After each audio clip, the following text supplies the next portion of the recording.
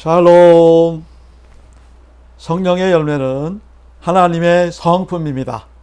하나님의 성품은 우리 모두의 꼭 닮아야 할 하나님의 귀중한 성품이죠.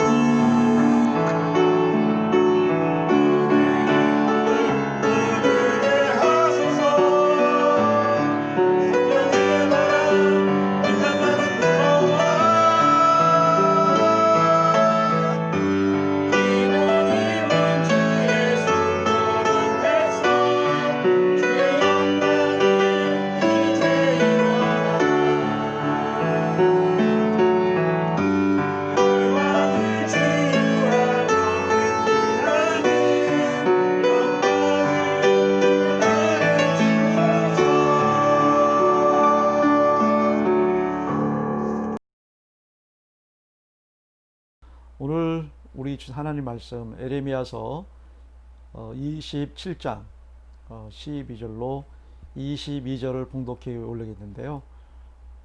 여러분들이 꼭 12절로 22절까지는 꼭 봉독해 올리시고 오늘은 12절로 15절 말씀까지만 우리 함께 다 같이 봉독해 올리도록 하겠습니다. 내가 이 모든 말씀대로 유다의 왕 시드기야에게 전하여 이르되 왕과 백성은 바벨론 왕의 명예를 목에 메고 그와 그의 백성을 섬기소서. 그리하면 사실이라. 어찌하여 당신과 당신의 백성이 여호와께서 바벨론의 왕을 섬기지 아니하는 나라에 대하여 하신 말씀과 같이 칼과 기근과 전염병에 죽으려 하나이까. 그러므로 당신들은 바벨론 왕을 섬기게 되지 아니하리라 하는 선지자의 말을 듣지 마소서. 그들은 거짓을 예언함이니이다. 이는 여호와의 말씀이니라.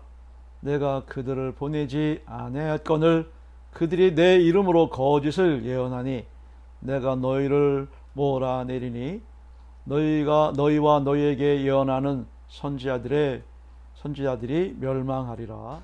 지난주 금양록 기도회 때 소개한 바가 있는 에디 스테처 목사님이 이런 얘기했죠. 많은 사람은 교회가 예전으로 돌아가지 못하는 것 때문에 걱정을 한다. 그러나 나는 교회가 다시 예전으로 돌아갈까봐 걱정이다 라는 얘기입니다. 동감합니다. 여러분, 그러나 걱정으로만 끝나면 안 되죠. 비행 곧 본질로 돌아가야 된다. 더 그것도 강하게 철저하게 돌아가야 된다.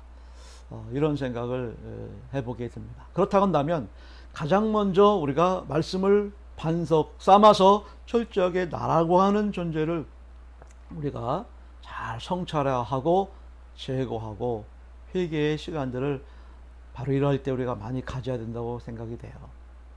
우리는 그동안 나 자신을 참여하며 나를 복종하며 회개하기보다는 남들에 대해서 평가하고 지적하고 우리가 그런 생각들에 우리가 더 촉각을 곤두세우며 살아오지 않았나. 그러다 보니까 남는 건 무엇뿐이었습니까? 상처와 갈등과 아픔뿐이었던 것들이 우리가 지금 관계 맺고 있는 세상의 모습이지 않습니까? 그러므로 이제는 오직 성령의 은혜로 다시 탄생하고 새롭게 거듭나야 된다. 그야말로 중생과 성결의 영성으로 재부팅하고 업그레이드가 되어야 한다. 그리고 온전히 주님만을 바라봐야 한다. 이것이 비행입니다. 본질로 돌아가는 것입니다. 대한민국 민법 제548조에 보면 원상회복 청구권이라고 하는 것이 있습니다. 그러나 이건 어디까지나 법은 법일 뿐 우리가 살고 있는 현실 세계에서 원상회복 청구권이라고 하는 것은 그 자체가 이제 무의미한 세상이 되고 말았습니다. 세상에나 일주일 간격으로 예사롭지 않은 초강력 태풍들이 올라오고 있고 다음 주에도 태풍 소식이 예고되고 있습니다. 뉴스 시간에 앵커가 어떻게 이렇게 예전 같지 않은 그런 천재지변들이 이런 어려움들이 계속 또 닥치는 것일까 염려하는 우려의 목소리를 들었는데요. 가뜩이나마 긴 장마와 홍수로 인해서 수마가 핥히고 간 자국이 채 가시기도 전에 우리는 이러한 불안과 봉코 속에 살아가야 함을 봅니다. 거기에다가 그만하면 좋겠는데 점점점 더 기승을 부리고 창궐해 가는 전염병 때문에 지금 사회는 더 어려운 곤경에 처해가고 있음을 봅니다. 이때 빛과 소금의 요구를 감당하여 우리 교회마저도 점점점 설 자리를 잃어가고 있는 것이 엄연한 현실입니다. 그러하기에 비행 본질인 말씀 곧 예수 그리스도를 중심으로 새롭게 우리가 관계성을 확립해야 한다는 사실입니다. 그 첫째가 하나님과의 관계를 다시 우리가 시작해야 된다. 그 둘째가 교회 안에서의 공동체, 우리 성도와 성도 간의 이 관계성을 다시 우리가 시작을 해야 된다. 세 번째는 이제 모이는 교회가 흩어지는 교회죠. 흩어져 나가 세상에서의 사람들과의 오이코스 그리고 내 사랑 코어맨들과의 관계성들이 다시 재부팅해야 된다.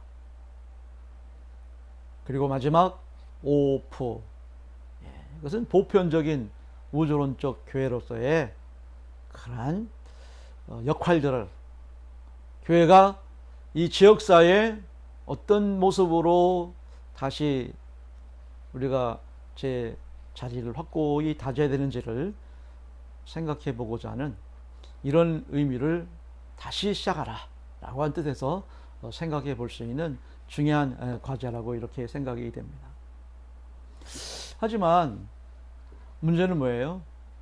그러기는 이미 너무 버겁다는 겁니다. 너무 비대하다는 겁니다. 너무 무겁다는 거예요. 맞습니다. 모두가 다 인정합니다. 그러나 그렇게 가자니 움직이자 하니 몸이 너무 비대해졌어요. 교회가 너무 현실에 타협하고 안주하다 보니까 지금은 무엇보다도 영적 다이어트가 급선무인 그런 시대에 우리가 처해 있습니다. 그래서 무엇보다 지금보다 더 가벼워져야 됩니다. 내려놓고 비워놓고 더욱더 홀가분한 그런 모습으로 우리 교회가 다시 시작을 하지 않으면 안 될 아주 중요한 시점에 놓여 있습니다. 그래서 영적인 다이어트라면 단순함이요 신실함이요 순수함으로 돌아가야 함을 의미합니다. 여기 이분은 기업 변화 전문가인 리사 보텔이라고 하는 그런 분인데 여성이시죠. 기업을 살리고 싶다면 회사를 먼저 죽여라 라고 이렇게 말했습니다. 즉 건강한 내부의 변혁이 없이 외부의 변화는 불가능하다는 그런 말입니다. 사랑하는 성도 여러분, 우리는 지금 예레미야서를 살펴보고 있습니다. 당시의 역사적인 사건에 불과한 내용인지는 모르겠습니다. 그런데 말입니다. 이 예레미야서에서 주는 교훈이 오늘 사는 우리들에게 아주 깊은 교훈을 주고 있고 귀중한 말씀의 의미가 담겨 있음을 볼 수가 있습니다. 그렇습니다. 예레미야는 여호와 하나님의 뜻을 받들어 있는 그대로를 계시하며 선포한 유다 왕 시드기야에게 그대로 전했어요. 즉 멍에를 목에 메고 바벨론 왕을 섬기라는 것입니다. 그래야만 살 수 있다는 이야기입니다. 만약 이를 거역하면 칼과 기근과 전염병에 죽는다는 그런 것입니다. 사실 어떻게 보면 지금 이 예레미야는 잘못돼도 철저하게 잘못된 것 같은 생각이 듭니다. 아니 어떻게 선지자로서 이방왕, 그것도 우상을 섬기는 나라를, 백성들을 따르라 이렇게 말할 수 있다 이 말입니까? 선지자로서 목숨을 걸고 이방 나라 대적하고 철저히 우상 숭배자들을 막아내야 함을 선포하는 것이 당연한 선지자로서의 도리요 의무지 않겠습니까? 그런데 이런 목소리를 내는 선지자들은 성경 본문에서는 거짓 선지자라고 그렇게 지적하고 있습니다. 에레미야처럼 바벨론 왕 앞에 무릎 꿇고 그를 섬기고 그들의 백성을 섭리한다고 주장하는 것은 참 선지자의 모습이라고 성경은 우리에게 얘기해주고 있죠. 이게 어떻게 된 사실일까요? 이것은 무엇을 우리에게 교훈해주고 있는 것일까요? 지금 우리가 처한 현실도 마찬가지입니다. 그래요. 논리나 이론상은 거짓 선지자들의 말이 맞죠. 그런 것 같죠. 그러나 그것은 믿음의 안목이 아니었습니다. 현실과의 타협을 찾고 거기에서 그 구실점으로 문제 해결을 찾는다면 하나님의 방법이 아닙니다. 영적인 실제상의 예레미야의 말이 100번, 1000번 옳다는 사실을 우리는 알아야 합니다. 왜일까요? 말씀을 드렸다시피 어제 드린 얘기죠. 예레미야의 말을 잘 새겨 들어보십시오. 왜 그렇게 얘기할 수밖에 없었는지. 바벨론 우상의 나라를 존중하고 순종하고 그를 따르라는 그런 뜻이 아니라 바벨론을 통해서 인류를 심판하시는 여호와 하나님의 음성을 들음으로 이에 대해서 철저히 회개함을 뜻하고 있다는 얘기예요. 그래요. 얼마나 죄악이 난무하고 부끄러움이 하늘을 찌르고 남았다고 한다면 우상제국 바벨론의 지배를 달게 받으라고 그렇게 말씀을 하셨을까. 바로 이 사실을 철저히 깨닫고 오직 하나님만이 전부임을 회개하며 돌아오라는 것이에요.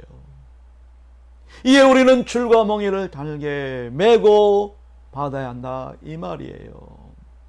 감사함으로 철저하게 주님의 명령과 말씀에 우리가 순종하고 복종함을 살아야 한다 이런 의미가 담겨 있는 내용이에요. 여러분 그렇다고 한다면 우리가 예전의 교회로 돌아가야 될까요? 그것이 맞는 말일까요? 그때처럼 회복이 되는 것이 정말 옳은 일일까요? 예전의 교회로 간다면 과거로 돌아간다는 것인데 그것은 썩 바람직한 방향이 아닙니다.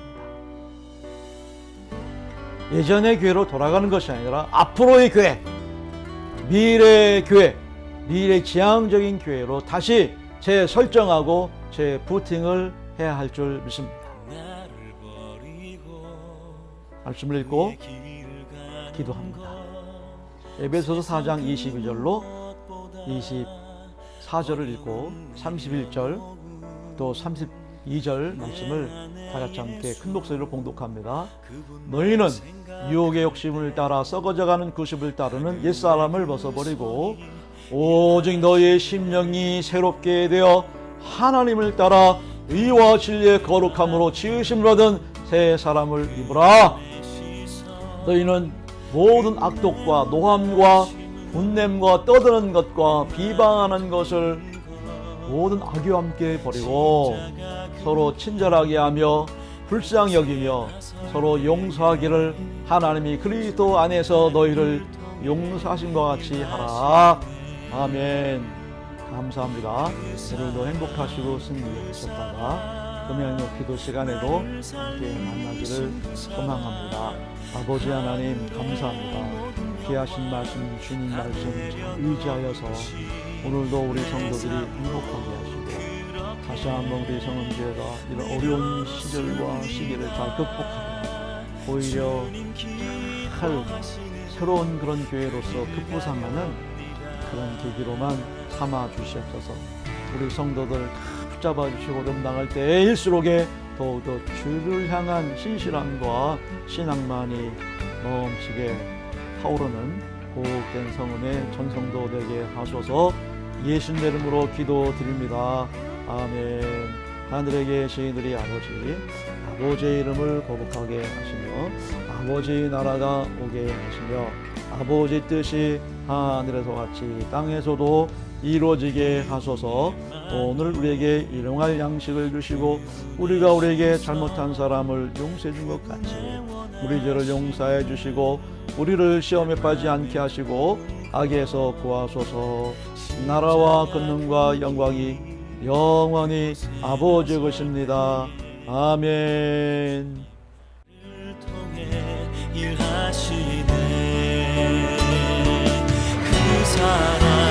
그 사랑 나를 살리신 그 사랑 하늘의 모든 영광 다 내려놓으신 내 삶도 그렇게 내려놓습니다. 주님 기뻐하시는 그 길 가렵니다.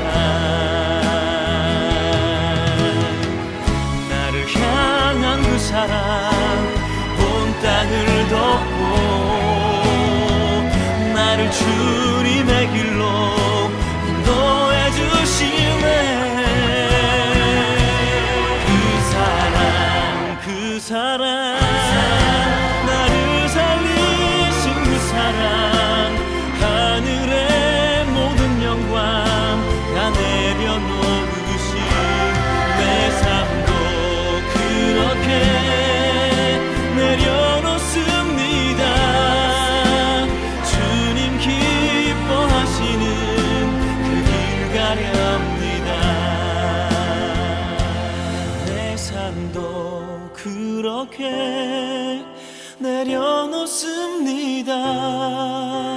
주님 기뻐하시는 그 길 가렵니다. 주님 기뻐하시는 그 길 가렵니다.